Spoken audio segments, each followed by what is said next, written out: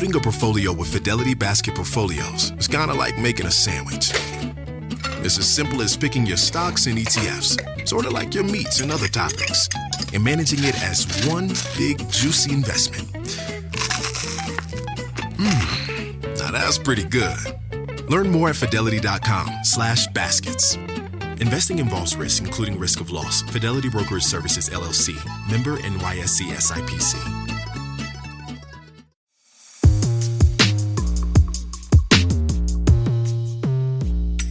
A couple million people at least dependent on these clinics to stay alive. Some of them had been treating patients for over 20 years, effectively, keeping people alive, giving them a lifeline, closed, completely shuttered. And overnight, so there was no preparation, there was nothing. And that is a death sentence for millions of people. That's Dr. Jessie Stone, founder of the Soft Power Health Clinic in Uganda and a 6-time member of the U.S. freestyle kayak team competing in world championships internationally. On If You Were in Charge, with me, Sanam, Naraghi, Anderlini. Welcome, everyone. The show is brought to you by the Bijan Reisar Foundation and my organization, ICAN, where for 20 years we've been working with women peacebuilders on stopping wars and violence around the world. Each week, as you know, I talk with other doers and imaginers about the tough issues they tackle. This week, I'm really excited to be talking to Jessie because not only she has this extraordinary life of training as a medical doctor, then going into kayaking at the age of 41, and then coming out and setting up a clinic in Uganda where they provide care for malaria, reproductive health care, and recently tuberculosis. And to talk to her about how that happens, how on earth she went as an American and set up this clinic, and what it means to be working at the grassroots levels, and the essence of providing healthcare in such contexts.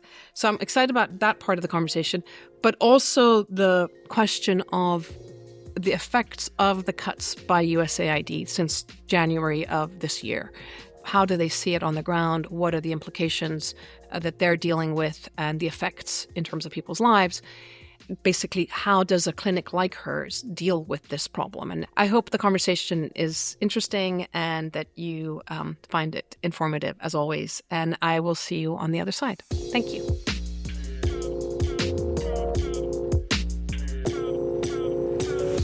Jessie, hi. It's so great to have you on If You're in Charge. I'm so excited for this conversation. Thank you, Sanam. It's great to be here. Thank you for having me. You're very welcome. So we have a lot to talk about because you do extraordinary things. And the first thing is I'm going to have like a little girl crush moment about talking to somebody who is in world-class sports and kayaking, freestyle kayaking. But you started at the age of 41. Is that correct?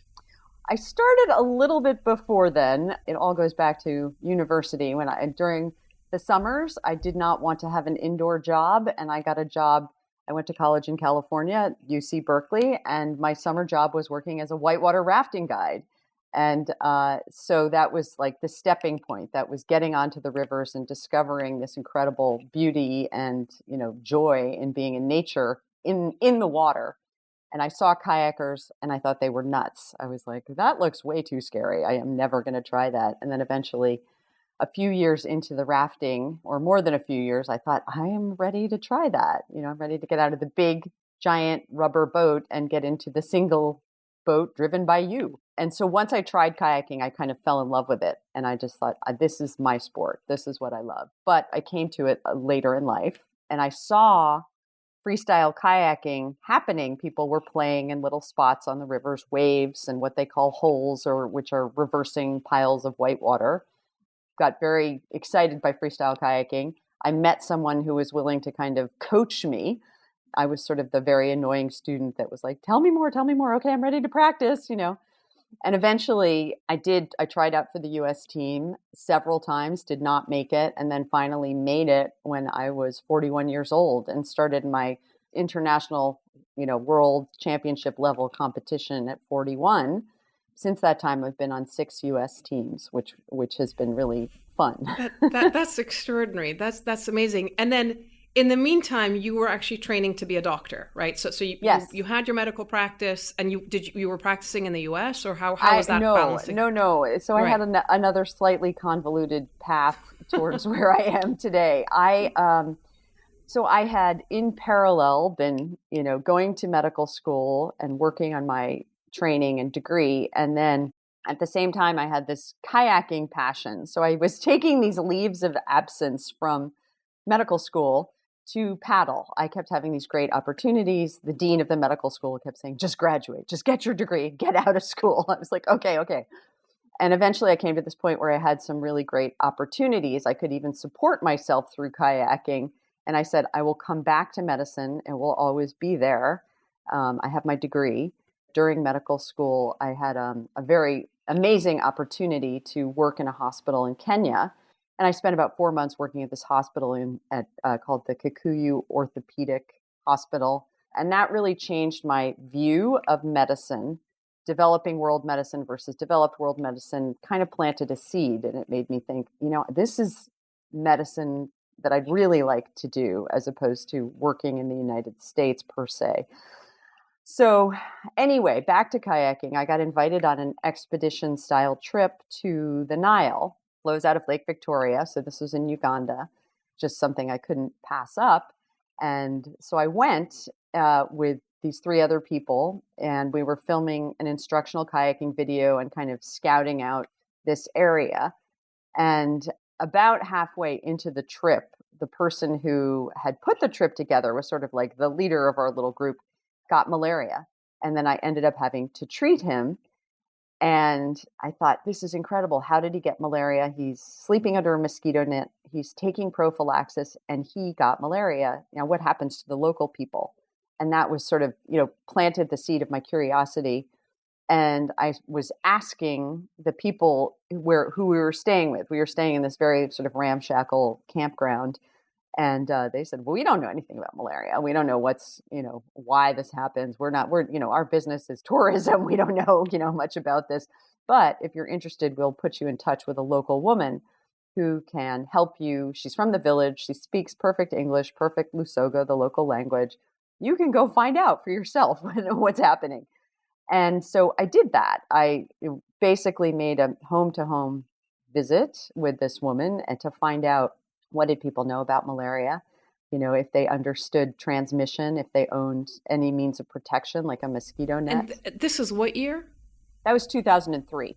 So long ago, but not so long ago. I mean, malaria and what we know about malaria and how it should be treated is, goes back a long ways. But this is 2003 in Uganda, and you're in a village, and you're talking to people about malaria. And what did you find out, or what surprised you? It was really shocking. What really was amazing was that not a single person we interviewed, we went to 50 homes, not one single person that we interviewed understood how malaria was transmitted. They didn't realize a mosquito was involved.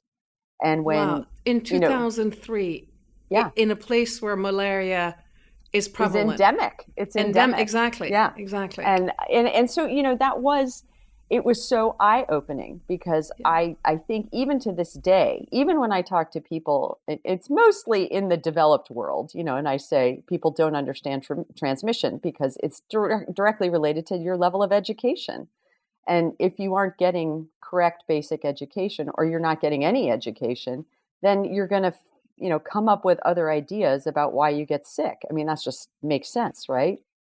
To me, it's almost like there are 2 worlds that exist on planet Earth.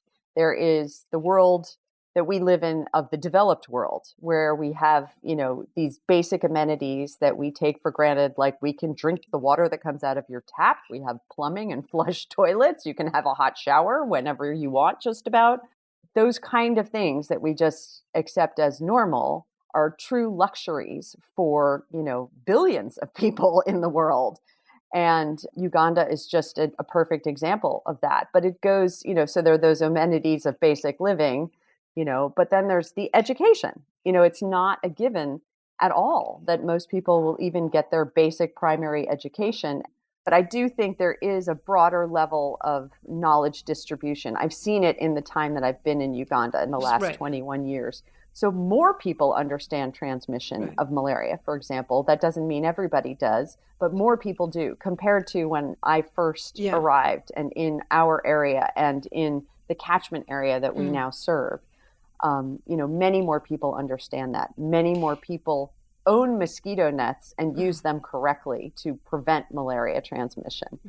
So you go there, you're talking to these people, they don't know about the transmission, and then you decide that you're going to take on this massive responsibility. Like, how does that? No. It was just, I really thought, because it was so shocking to me talking to people, finding out that they had no means, they didn't understand transmission. They did not own a means of prevention, which would be a simple method to protect themselves, and then asking them, are you interested about learning more? In other words, would you be interested, for example, because we were asking this in our 50 home survey, would you be interested in learning more? Would you like to come to an education session, for example, to learn more? And universally, out of the 50 homes, everyone said yes. So that was, very positive. And then, we also asked them, would you be able to purchase a mosquito net? And everyone said yes, assuming the price was affordable for us. Yes, we could. And then the other thing that was interesting was I asked them, how many family members have died from malaria that, in your family, and how often are you going to the hospital for treatment? And so every single family reported at least one family member dying from malaria. And everyone reported spending a significant portion of their income each month on this dealing with malaria, so transportation to the hospital, treatment for malaria. The problem is that in Uganda, around 98% of the cases of malaria are caused by falciparum malaria, which is the kind that can kill you. The other 3 species of malaria will not kill you. They'll make you very sick, but falciparum malaria will kill you. So you need to treat this in the right amount of time. Otherwise, it'll be fatal. So for Ugandans in particular, this is a very heavy burden, and it's something that everybody experiences. It's something that brings them together in one way.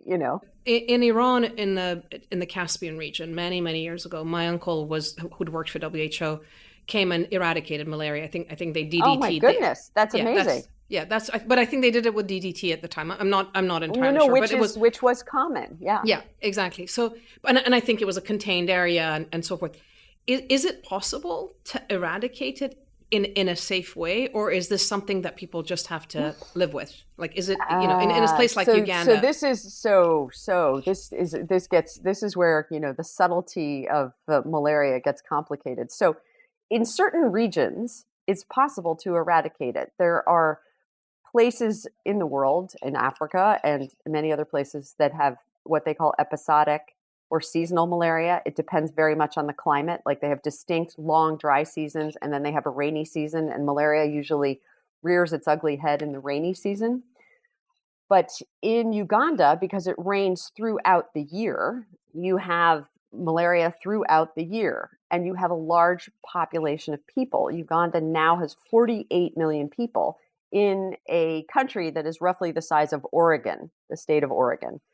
And so humans are the reservoir, the mosquito is the vector. It's bringing it from like us as the reservoir to the next person to infect. It's very, very difficult to figure out how to eradicate malaria in a country like Uganda. What we can work on is control and reducing the burden of the disease. But, it's a tough thing to do in a country like Uganda. Other places, it's much easier. Lower population, seasonal malaria, much easier to deal with. Okay, so here you are, you're talking to these 50 families, and people come and they're telling you that they're interested in helping themselves eradicate it. And as Rumi says, you take a step and the path appears. So it's kind of like that, actually. Yeah, that's really, with the help of the mayor of the village, we organized an education session. And with the woman I was working with, we had a massive turnout. The whole village showed up, and we had made these posters, diagrams of, this is what malaria transmission looks like. This is what happens in your body. This is what's going on when you feel sick. Just very simple, effective ways of communicating. So we did this education session, and people were so interested. And then they asked a ton of questions and started saying, how can we get mosquito nets? We would love to buy mosquito nets. And then that was our next little project. How do we source mosquito nets? And then the village next door heard about the education session. They called us and they said, could you come to us? And then we did the same thing next door. And it was like that. It was just like the, sort of the knock-on effect.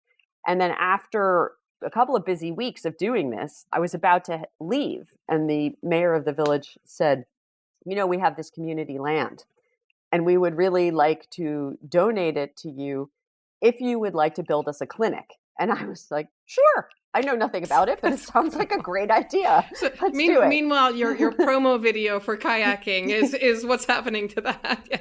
Well, what's funny is we were continuing with that, but because the person in charge was so sick, right. Malaria laid him out. I mean, this was a guy who never missed a day of kayaking for anything. He never got sick. But he was down and out. He had, 5 or 6 days of just being in bed.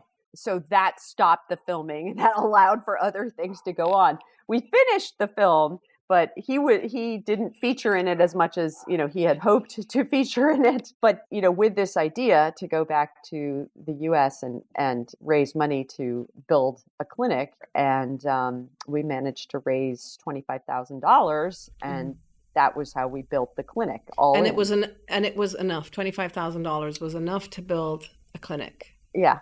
That's extraordinary. First of all, I mean, that's congratulations. Did your friends and family, did they question your sanity at the time? I mean, what were people thinking, or are they just used to you doing what you want to do, and that's the way it is? I think a little bit of both of that, but I was extremely lucky growing up because I had a father who had chosen a very non-traditional path through life, so he was very supportive of that.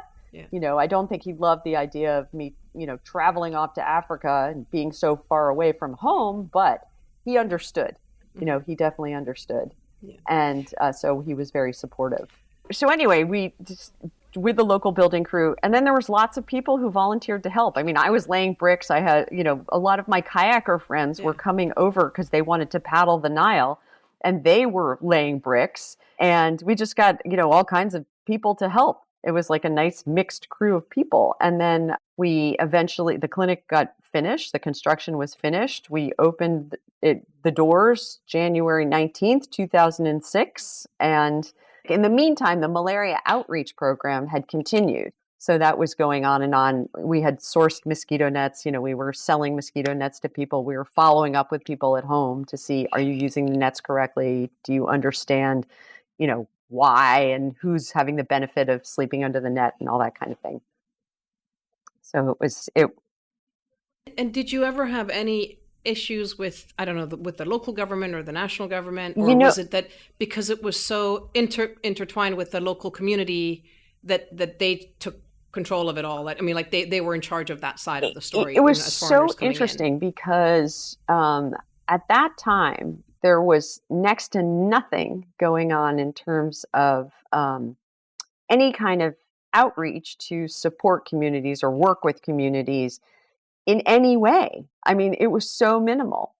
And so I had expected, and this is why I was kind of like, this is a really one step at a time program, because I was expecting resistance. I was expecting it to be really difficult. Like I remember going to the office in Jinja, the district medical office, who we work closely with, to get our license and to figure out, like, how do you actually get a clinic licensed and registered and do that?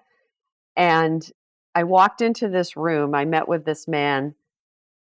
It was such an eye opener. He had this desk with like piles of papers on it. There was a chair next to me that was piled high with papers on it. There was the chair that I was supposed to sit in that had no seat. It was like wooden, the cushion was gone.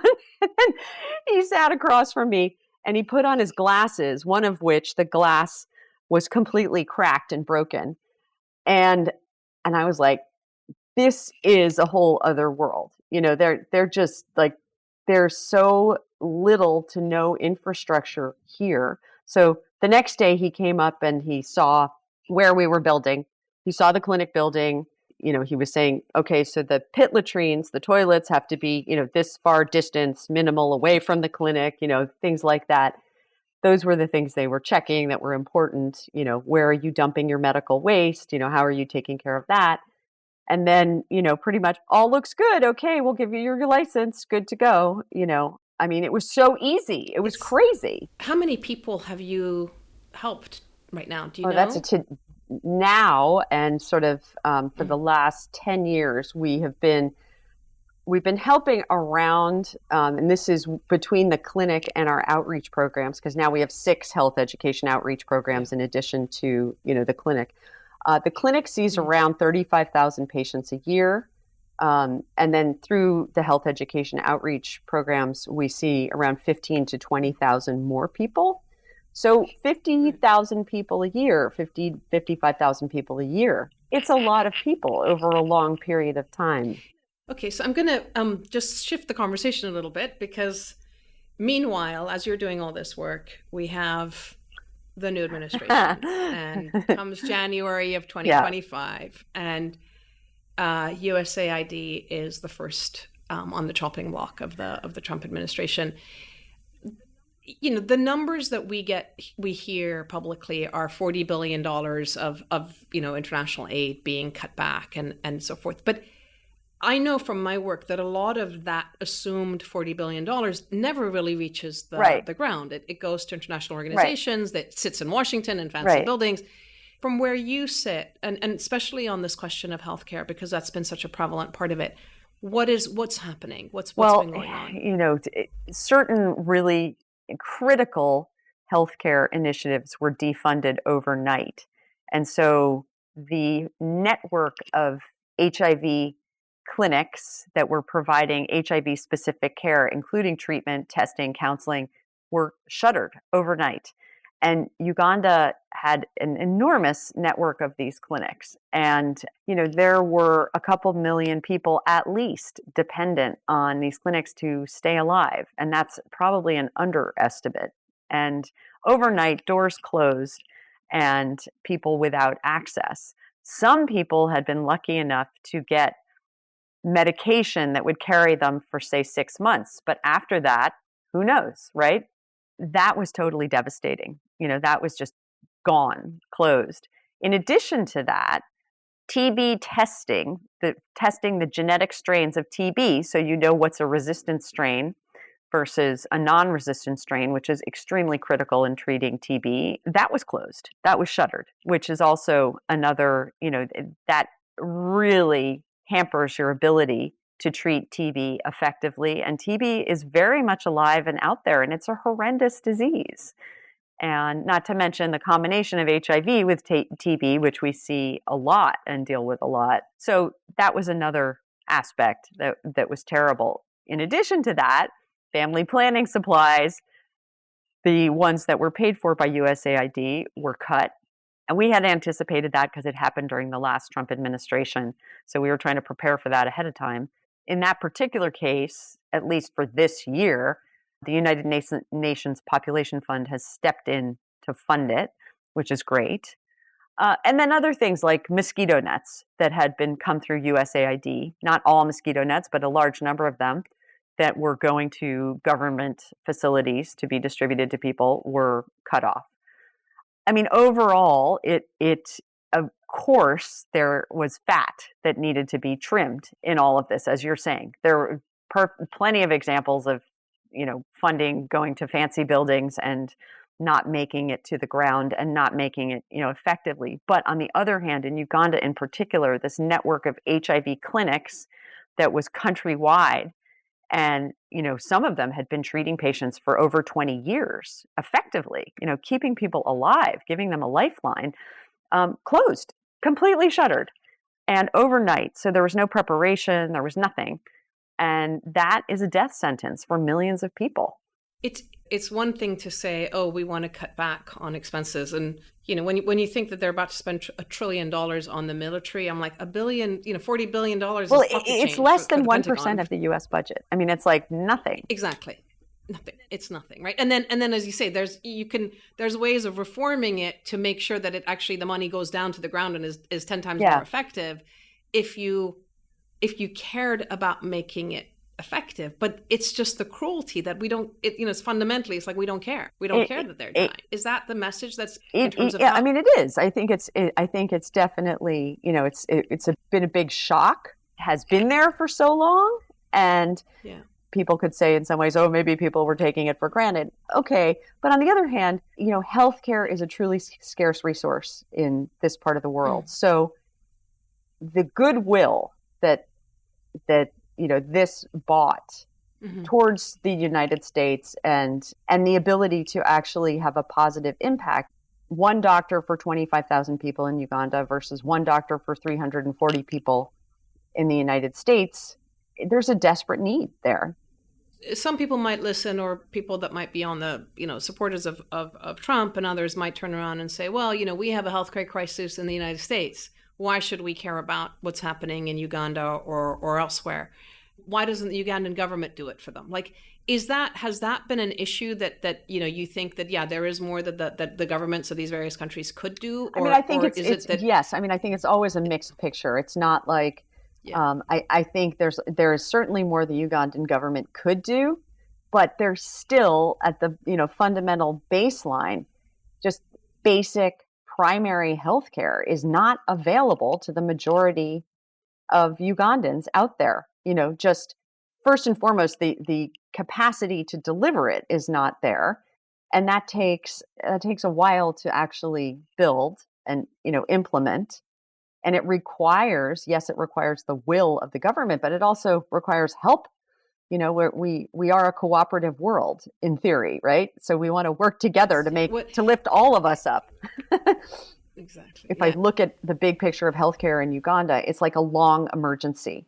So the planning, like how are we going to plan to make this whole system much better, hasn't really happened. What you're dealing with is kind of the fallout from the fact that there isn't enough right now to help people that are desperately in need, that are really sick and really, I mean, the things I have to say in all my time working in Uganda, almost every single day that I'm there, I am seeing things that are shocking.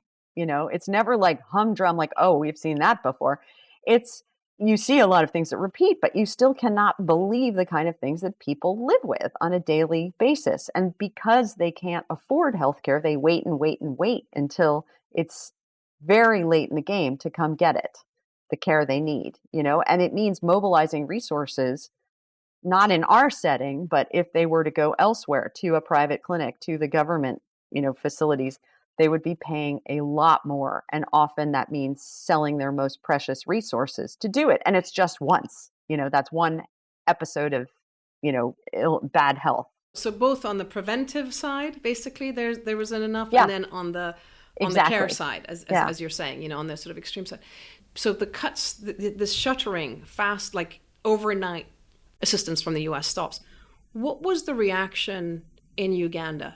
In a place like Uganda, how are people reacting to this, or what's their perception of the U.S. now? I think it's interesting. There's at first it was like disbelief, like this is really happening. Well, this can't be. It won't happen. This is going to be because initially it was, this is temporary. But I knew as soon as it started, I was like, this is not temporary. People there was a lot of disbelief, and there was anger, and there was, all the people employed that overnight didn't have jobs, and they were, let's say, a lot of them probably the primary breadwinners in their families, and so many dependents. And it wasn't like they can just go look for a job somewhere else. It's just those kind of jobs are very scarce anyway. So that's one side of it, plus all the patients that were counting on, certain care. And the government then came in and said, well, we're going to roll HIV care into the regular care we're delivering in the hospitals, but they are very ill-equipped to do that. And that's not something you can do overnight. It's real specialty care. And, one of the things that happened in our setting in particular is we have been asked to do all the TB testing. We were given a machine by the government to do the genetic testing for TB to help them, which we're happy to do, but it means we're picking up the slack in this case. And, the clinic has gotten much busier since this happened. We've been seeing, 400 to 500 more patients a month, which is a significant number, for us. And I mean, here's the irony that I was reading some of the papers around how they're reconstituting aid under State Department and what they want to do. And they say, we're going to carry on providing healthcare and emergency assistance and food and humanitarian settings. But one of the indicators of impact has to be that people's perceptions of the U.S. are good. Your start in Sudan, we're giving you food and we're only going to do it if you turn around or the poor recipients suddenly say, yay, America's great. I mean, it's such a bizarre, bizarre thing to try and tie everything to kind of perception of the U.S. But the tragedy is that it was the soft power approach, right? That made people think that the America was, had some benevolence, and they've destroyed that, right? They've destroyed that trust. Definitely, absolutely, definitely. And I think they have also sort of opened up a nature abhors a vacuum. They've opened up this space that's going to be filled, and it's not necessarily going to be filled by benign forces. I mean, it's hard to say, but having seen the way China has behaved in Uganda and, with their various building projects, complete disregard for human life and, just decency. This is my own personal observations and, things with the big infrastructure projects that they've built. It's not going to be good if China comes in and tries to fill those gaps. It's only going to be in some way confiscatory, beneficial for them and not for Uganda. I mean, we saw this also during COVID, that when the international community pulled out, when you leave a vacuum, it was, in Kenya, it was gangs. Yeah. In other places, it was jihadi groups and things like that were providing the basic services that people wanted. And of course, that buys them loyalty. I mean, it's, when, and health and education and food and these basic things are so obviously critical. And we keep forgetting, I don't know, these are sort of, as you say, it becomes first world problems that we don't even reflect on. I think it's hard. I think it is difficult because the gap is so enormous to wrap your head around unless you see it for yourself, a lot of times. Okay, so this is the situation. You've got your clinic, which is now overburdened with this additional TB support and services that you're providing. If we take a step back and say, okay, what would you do if you were in charge? If somebody said, Jessie, come to DC and fix this problem now, or even on a global level. The first thing that I would do is make sure to get all those HIV programs up and running again. Those are critical for saving people's lives. The emergency food left in, like a warehouse somewhere just to rot, that's the stupidest thing I ever heard of. Talk about waste. That's already paid for and done. Get it to the people who need it. Save their lives. I would do that for sure. I would try to evaluate where are the stop gaps where money is stopping and not getting to where it needs to go. I mean, I would really hire a team of people that could help evaluate that effectively, not a team of hackers that are just like cutting things off, like you're done. And certainly not spreading more of this false information like USAID is a terrorist organization. I mean, give me a break. That's just so unfair and insane, And I would really try to direct money to grassroots organizations that are on the ground, so it's not getting stuck in the middle somewhere. People that are doing the work. I know who they are. We work with them. They exist, and they are dedicate their lives to helping others. Absolutely, and they really, really do make a difference, and they do it for not very much money. It really doesn't cost a lot to do all of this. Mm-hmm. In Uganda, at the village level, they have village health teams, they have village health workers. All of those people can be very effective at helping to educate their communities if they themselves are educated, and so that's a very low-hanging fruit and cheap to do. Education is a cheap investment and it can have very powerful returns. So I think heavy on the health education investment and prevention.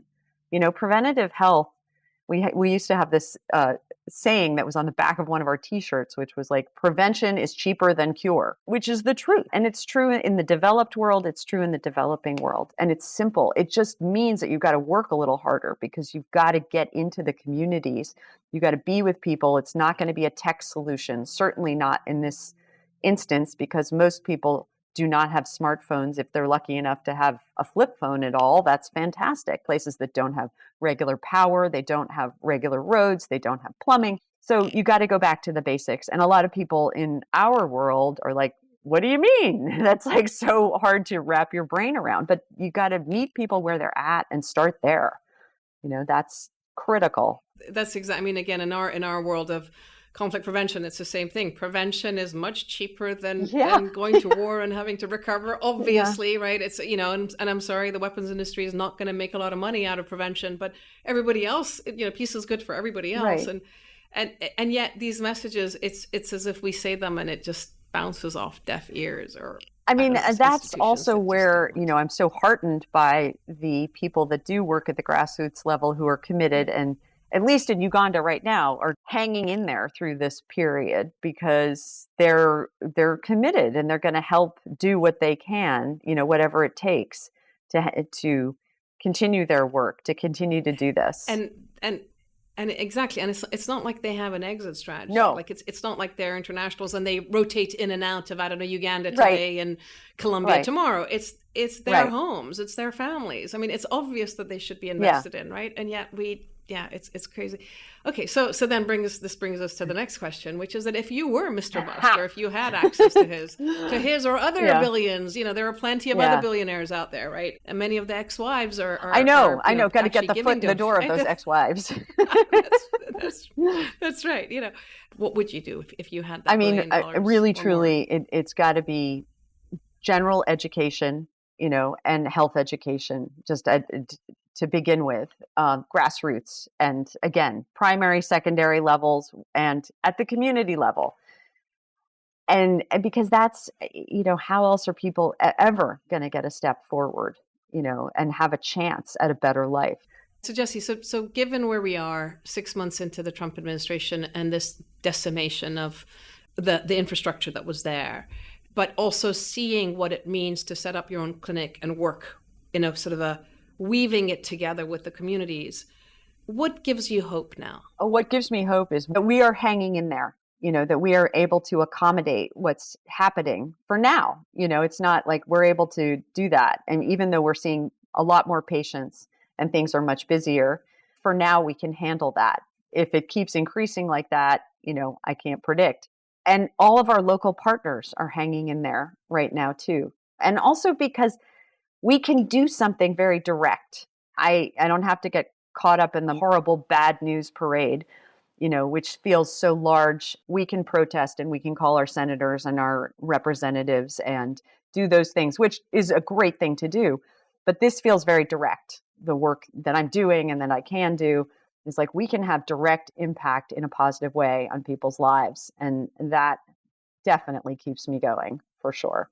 That's awesome. Thank you. And I suspect that if our billionaire friends entered the universe of giving, which is where you are, and I sit at some intersection of that, to see what it means to help people as opposed to just take, they'd realize that it's just priceless. It's worth 100%. You can't put a dollar amount. No, I mean, that's very well put. That's exactly, that is transformational for sure.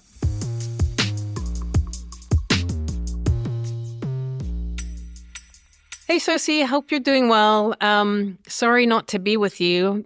Full disclosure to everybody that I'm recording this on Friday. You're going to be speaking to the podcast on Monday because apparently you're at some fancy, fun festival in Barcelona with your buddy. So you can't join us, which is fine. But anyway, I hope you enjoyed the conversation, and I'm really keen on hearing what your thoughts are about what you heard and the work that Jessie's doing, and also whether you're willing to come with me to go kayaking with her if it's possible this summer.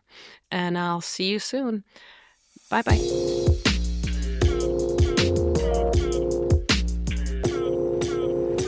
Hi. Yes, ships passing in the night, I suppose. I know you're the one in in Spain now, so we've just switched positions. But I guess, trying out something new with the podcast. In terms of what stuck out to me, I think what was pretty crazy to hear about from her was how simple it was to set up this clinic, and her story for what inspired it. And hearing her talk about how one doctor for every 25,000 people, and how in their clinic they treat 50,000 people a year, and just how many people she personally has treated is pretty crazy. And just the impact per person, per dollar, really makes you think about how simple some of these interventions can be, which I think is sometimes a theme of our podcast. And then I guess the other piece that really stuck with me, and is kind of everyone's talking about right now, is the USAID cuts, and how 2 million people or more have been cut off abruptly because of these cuts. And the continuing impact of that, and who knows what else is to come, and what the long-term effects of that might be as well. This is a little bit funny. I feel like I'm just talking to myself. But looking forward to next week with the final episode, and hopefully we'll be back together and able to have a conversation. Okay, see you next week. Bye. My thanks to the Bijan Reisar Foundation, my own organization, ICANN, and Africa Digital Audio for making these podcasts possible. If you have ideas for topics or for people that I should invite and have a conversation with, please let me know at info@icanpeacework.org. info@icanpeacework.org. You can also follow the events on our newsletter, which is on the ICANN website, same address. I really hope that the conversations, the ideas, the solutions, the hope and the inspiration that you've heard in these conversations keep you going over the next week, and that you join us again. So stay well and see you soon, and I hope to hear from you. Thank you. Bye-bye.